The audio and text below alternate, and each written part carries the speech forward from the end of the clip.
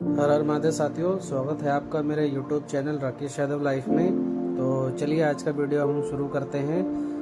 आज मैं आप लोगों को 3 जून का जो अपडेट है वो देने जा रहा हूं कि केदारनाथ के अंदर जो मौसम है वो किस प्रकार का है।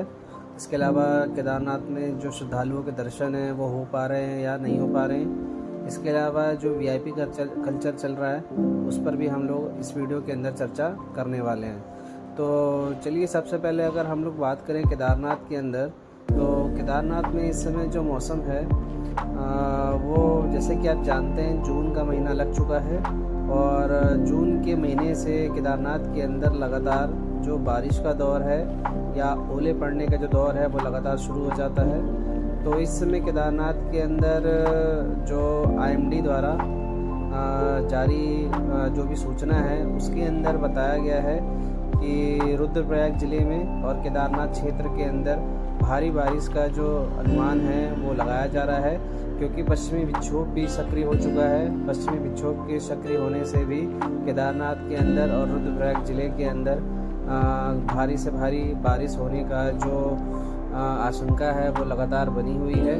और केदारनाथ के अंदर इस समय लगातार जो बारिश है वो हो ही रही है और श्रद्धालुओं को कहीं ना कहीं बारिश में दर्शन करने में भी खासी परेशानियों का सामना करना पड़ रहा है। लेकिन फिर भी लोगों के अंदर बाबा केदार के दर्शन करने का जो जुनून है वो काफ़ी सर चढ़कर बोल रहा है। बड़ी संख्या में जो लोग हैं वो केदारनाथ धाम पहुंच रहे हैं, जैसे कि वीडियो के माध्यम से आप देख सकते हैं। इतनी बड़ी संख्या में जो लोग हैं वो पैदल मार्ग पर अपने बाबा के दर्शन करने के लिए लाइनों में लगे हुए हैं। काफ़ी बड़ी संख्या में जो लोग हैं वो लगातार केदारनाथ पहुंच रहे हैं। आंकड़ों के अनुसार बताया जा रहा है कि अब जो आंकड़े अभी 25,000 तक थे वो अब बढ़कर 30 से 35,000 के आसपास भी पहुंच चुका है। तो केदारनाथ में लगातार जो लोग हैं वो पहुंच रहे हैं। वीडियो के माध्यम के ज़रिए कहा भी जा रहा है कि इतनी बड़ी संख्या में ना जाए श्रद्धालु, लेकिन फिर भी लोग लगातार केदारनाथ में पहुंच रहे हैं। और इतनी बड़ी संख्या में लोगों का केदारनाथ में पहुंचना ये कहीं ना कहीं एक बहुत बड़ी प्रशासनिक अव्यवस्था को दर्शाता है। तो कहीं ना कहीं प्रशासन को इस चीज़ पे ध्यान देना चाहिए कि सीमित लोगों को ही केदारनाथ के अंदर पहुंचा जाए, क्योंकि केदारनाथ के अंदर कहीं ना कहीं वहाँ जो व्यवस्थाएं हैं वो भी सीमित है।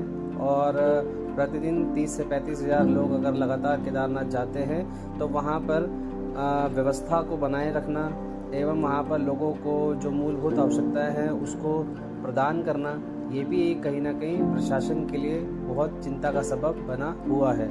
तो प्रशासन भी कहीं ना कहीं इसके अंदर काफ़ी प्रयासरत है, लेकिन फिर भी कैसे जो लोग हैं वो बड़ी संख्या में केदारनाथ पहुंच रहे हैं, ये एक बहुत बड़ा प्रश्न बना हुआ है। अब क्योंकि केदारनाथ के अंदर लगातार जो बारिश का दौर है वो शुरू हो चुका है, तो इससे श्रद्धालुओं को कहीं ना कहीं खासी परेशानियों का सामना करना पड़ रहा है। पिछले कुछ दिनों के अंदर केदारनाथ के अंदर भारी बारिश होने के कारण जो यात्रा थी वो अस्थायी तौर पर रोक दी गई थी, लेकिन जब बारिश रुकी तो यात्रा को पुनः शुरू कर दिया गया। तो अगर आप यात्रा कर रहे हैं तो यात्रा के दौरान ख़ास तौर पर आप रेनकोट वगैरह ज़रूर लेकर जाएं, क्योंकि रास्ते में पैदल मार्ग पर आपको अच्छी खासी जो बारिश है वो देखने को मिलेगी। और इसके अलावा थोड़ा अगर जब आप यात्रा कर रहे हैं तो थोड़ा सा सतर्क रहकर करें, क्योंकि बरसात के दौरान अभी पिछले कुछ दिनों के अंदर भूस्खलन होने के कारण 2 लोगों की जो मृत्यु थी वो भी हो गई थी। तो मैं सभी श्रद्धालुओं से ऐसी प्रार्थना करता हूँ, निवेदन करता हूँ कि अगर वो यात्रा कर रहे हैं तो बहुत ही सावधानी पूर्वक यात्रा करें। और अगर आप यात्रा कर रहे हैं तो ख़ास तौर पर बरसात के दौरान अगर बारिश हो रही है और काफ़ी मूसलाधार वर्षा हो रही है तो आप किसी एक जो सुरक्षित स्थान है वहाँ पर रुक जाएं, क्योंकि अगर आप लगातार वर्षा के दौरान अपनी यात्रा को जारी रखे हुए हैं तो हो सकता है बिजली गिरने के कारण या फिर भूस्खलन होने के कारण आपकी जान भी जा सकती है या आपको चोट भी लग सकती है। अब बात कर लेते हैं कि केदारनाथ के अंदर इस समय जो मौसम है वो किस प्रकार का है। तो जैसे कि मैंने आपको बताया कि लगातार बारिश का जो दौर है वो चल रहा है। इसके अलावा अब बात कर लेते हैं केदारनाथ के अंदर जो दर्शन है वो किस प्रकार से हो पा रहे हैं। तो केदारनाथ के अंदर इस समय श्रद्धालुओं के जो दर्शन हैं वो काफ़ी मुश्किलों से हो पा रहे हैं, क्योंकि बहुत बड़ी संख्या में जो लोग हैं वो केदारनाथ के अंदर पहुंचे हुए हैं और लगातार बारिश में भी जो लोग हैं तकरीबन 8-10 घंटे की लाइनों में लगे हुए हैं। वीडियो के माध्यम से जैसा कि आप देख पा रहे हैं कि जो लाइनें हैं वो लगातार हेलीपैड तक भी पहुंच चुकी हैं। बारिश का जो दौर है वो भी लगातार चल रहा है, लेकिन लोगों के अंदर जो बाबा केदार के दर्शन करने का जुनून है वो काफ़ी सर चढ़ कर बोल रहा है। बारिश हो, किसी प्रकार की स्थिति हो, लेकिन फिर भी जो लोग हैं वो बाबा केदार के दर्शन करने के लिए पूरी तरह से प्रतिबद्ध नज़र आ रहे हैं। लेकिन अगर हम बात करें कि अभी इस समय केदारनाथ के अंदर जो वीआईपी लोगों के जो दर्शन हैं वो किस प्रकार से हो रहे हैं, तो जैसे कि मंदिर समिति के द्वारा एवं प्रशासन के द्वारा ऐसा कहा गया है कि अब जो वीआईपी लोग हैं उनके जो दर्शन हैं वो सिर्फ रात्रि में ही हो सकेंगे। बाकी पूरे दिन अब जो आम लोग हैं जो वीआईपी दर्शन नहीं कर सकते हैं वो आसानी से बाबा केदार के जो दर्शन हैं वो अब कर सकते हैं। तो केदारनाथ के अंदर इस समय जो वीआईपी दर्शन है उसको अब रात्रि तक ही सीमित कर दिया गया है, और वहीं जो आम लोग हैं अब पूरे दिन बाबा केदार के जो दर्शन है वो कर सकते हैं।